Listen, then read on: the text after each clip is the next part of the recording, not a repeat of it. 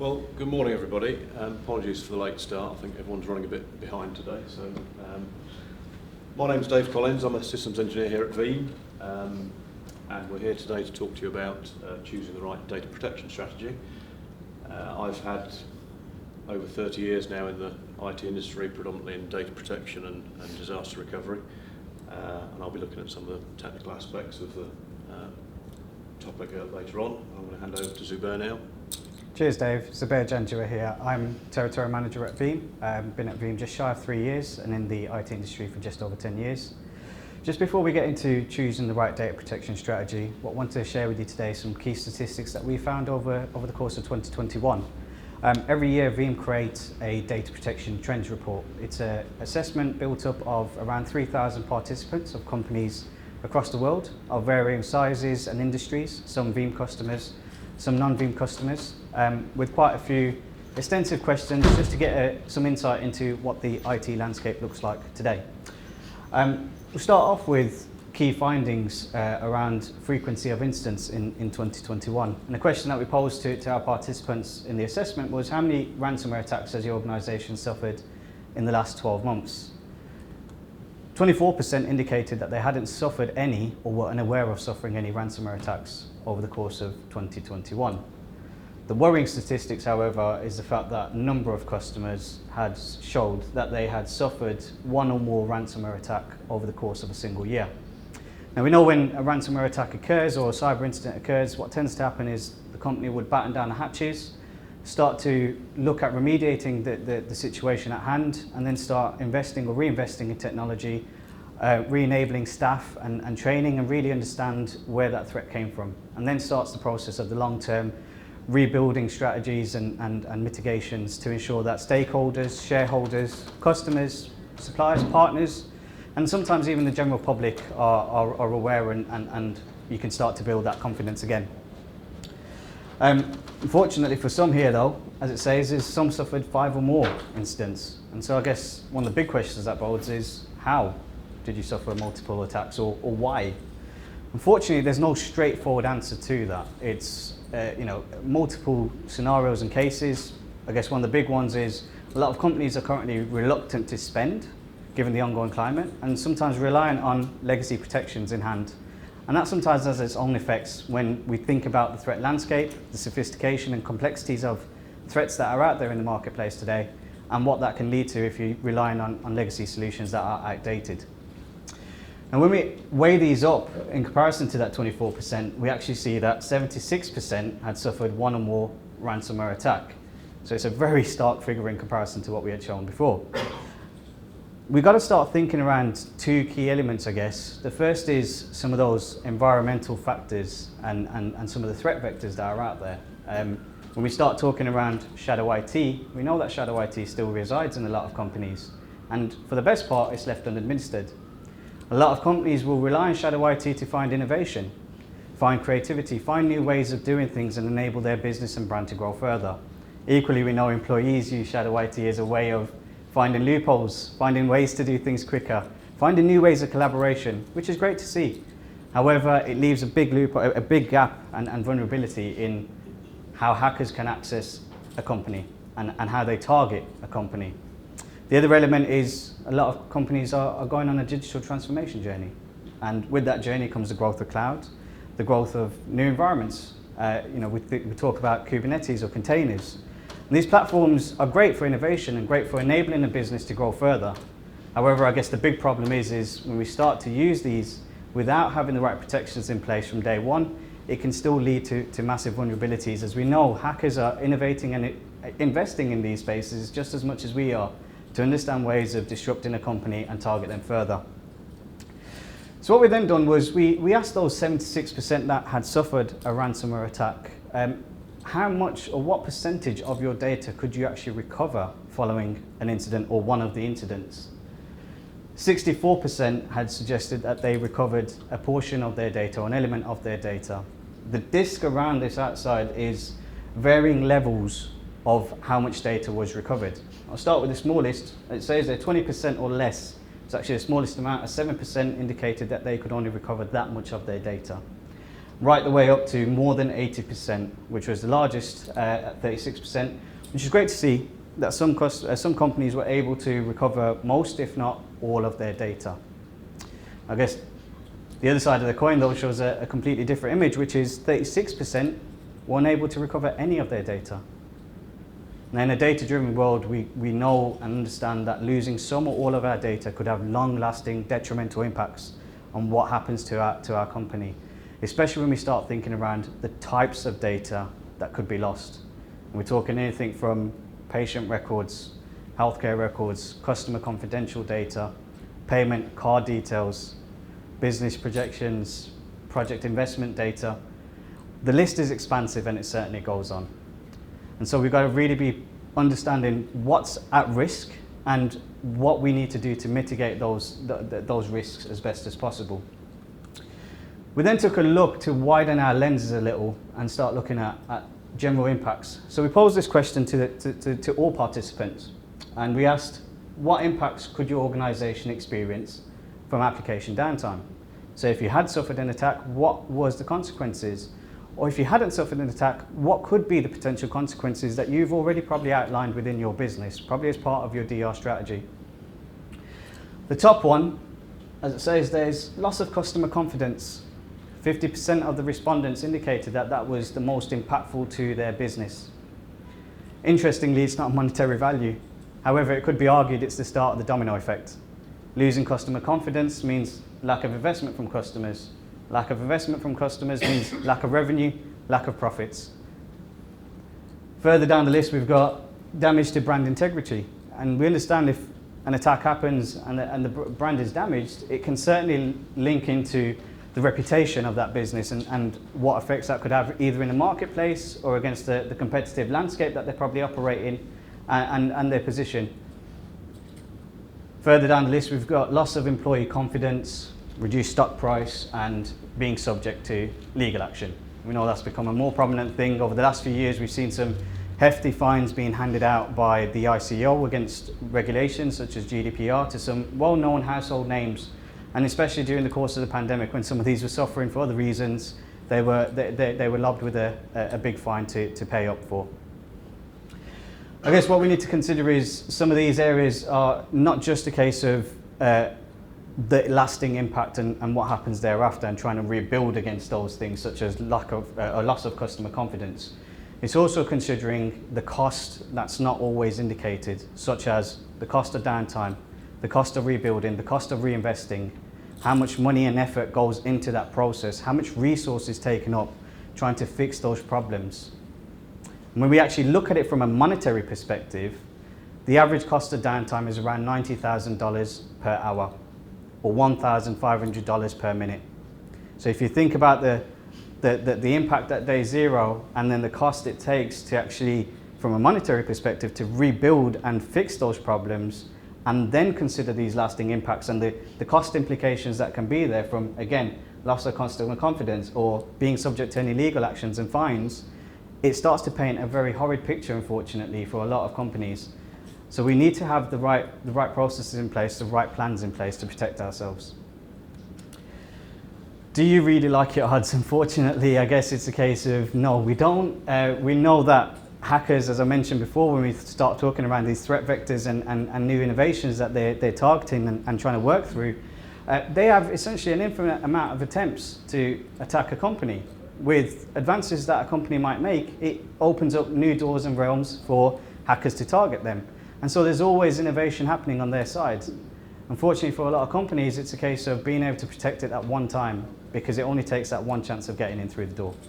So companies have to really act effectively and quickly in order to remain protected from all angles, ensuring that they batten down the hatches across the board, understand some of that shadow IT, understand some of the challenges that they're facing with new environments and new threat vectors, and being able to protect against all areas. And I guess that leads into choosing that right data protection strategy and ensuring that you've got the right data protection strategy in place, as well as the right contingencies in place as well. Thanks, Zubair. So, what are our challenges out there? So, there's a number on the board here. I think the top of the list is often poor password policies. Ensuring that not just at an IT and admin level, but at company-wide level, that password policies are defined to start with and adhered to at every level within the business. There was a big hotel group only a few months ago was on the news regarding they were hacked and their password vault had a very weak password. So no matter what the password policies were behind that, they kind of left the front door open to the password vault. So applying that across the board is really, really key when it comes to protecting that environment. Patches, whether it's hardware, servers, firewalls, whatever it happens to be, ensuring that you are patched up to the correct levels, as per your vendor guidelines, is really, really important. A lot of, we still see out there in the marketplace lots of, operating systems that are out of support and all that kind of stuff. And these are often the gateways into a customer's environment. Alert fatigue is another one that we see a lot. The customers these days are using sort of SOC and SIEM type services from third parties, which is great. But for companies who have their own monitoring of their environments, whatever those environments may be, if those alerts aren't spotted, aren't acted upon, then it becomes a bit pointless. But so ensuring that those alerts are defined in the correct way and appear in the correct fashion is kind of critical. I'll jump over to the other side. Misconfiguration. We've all got firewalls and routers and security devices out there. Well, we have policies in place. Well, again, we often see customers who might need to make a quick change or something, but falls outside of their change of control policies. But all these things are critical. Doing something quickly doesn't necessarily mean it's the right thing to do, obviously. As we all sort of journey towards the cloud, or a lot of customers are journeying towards the cloud, ensuring the policies that you have in place in your on-premise data center, for example, adhered to when it comes to cloud protection. Obviously, the platforms are very different, but ensuring that those policies exist in the same way is really, really key. And again, part of that cloud journey is ensuring that security is in place. Network segmentation is becoming a bigger and bigger thing, and from a data protection standpoint, we advise customers.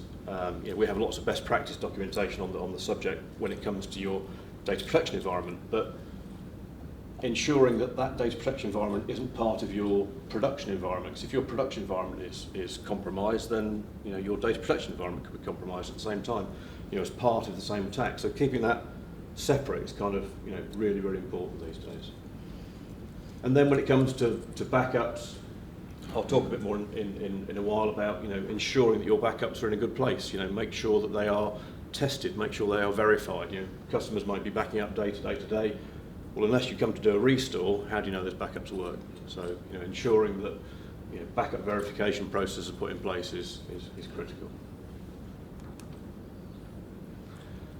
So here at Veeam, we've adhered to we preach the 3-2-1 rule and have done for many, many years. 3 copies of your data, your production data, your backup, and a copy of your backup. Having those 3 copies is critical. But not just having 3 copies, having them across at least 2 different medias. And that doesn't necessarily mean different types of media, but your production storage platform, for example, should be different to your backup storage platform. If you have an event on your production storage, that could easily attack your backup storage at the same time. Having storage type replication, real-time replication, is great for certain use cases, but it's not a backup policy. An event that happens in your production environment is then immediately replicated to your replicated environment. Tape is making a huge comeback. People are putting backups onto tape because it's a different media. But having those 2 different medias is really, really key. And then finally, offsite. Hopefully we all know we should have data offsite. And these days that could be cloud, it could be service provider, it could be a different data center, just a different building within your campus possibly. But having copies away from your production data is really, really key. And then recently we've introduced a zero, and zero for us is 0 errors, ensuring that your backups have no errors in them, ensuring that they are tested on a regular basis. And then finally popped a 1 in the middle there.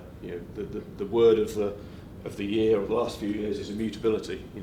Ensuring your backups can't be deleted, they can't be encrypted, they can't be amended in any way is becoming really, really important, or has become really, really important. Your backups are your last line of defence ultimately. Air gap, it's immutability in a fashion, but it's something that's completely offline, completely separated from your backup environment. So we now have the 32110 rule. So adhering to all of those are key to any data protection strategy. Excuse me. So here at Veeam we have sort of 4 key elements to our platform at a high level. So Veeam Backup and Replications, our core backup product, has been around for many, many years, constantly evolving. Version 12 of the product is out, due out in January this next year. We now have, traditionally it's a VMware, a virtualized environment, VMware Hyper-V and other hypervisors we've added recently. But we now have integrated native cloud platforms, for example, for AWS, Azure and Google Cloud. So a totally comprehensive backup solution. Veeam One is our monitoring analytics tool. So we touched on alerts earlier. Having a tool that has a visibility of not just your production environment, but your backup infrastructure, ensuring you're complying with all your backup policies. Excuse me. Veeam Disaster Recovery Orchestrator is our orchestration and automation tool when it comes to DR. So an automated DR planning tool that creates documentation and tests and verifies DR recovery plans, underpinned by the products up above. And then more recently we've acquired Kasten, and we have our K10 product for protecting Kubernetes and containerized workloads. Again, all integrated into the same platform. So when it comes to ransomware protection, as I said before, secure backup is your last line of defense. Having trusted immutability is key. We integrate with many, many different platforms. We are totally software defined. We have no vendor lock-ins. We have no proprietary hardware. So you choose the platform that you deploy the solution on. Backup verification. Within the product set here, we have automated testing and verification of your backups to give you that peace of mind.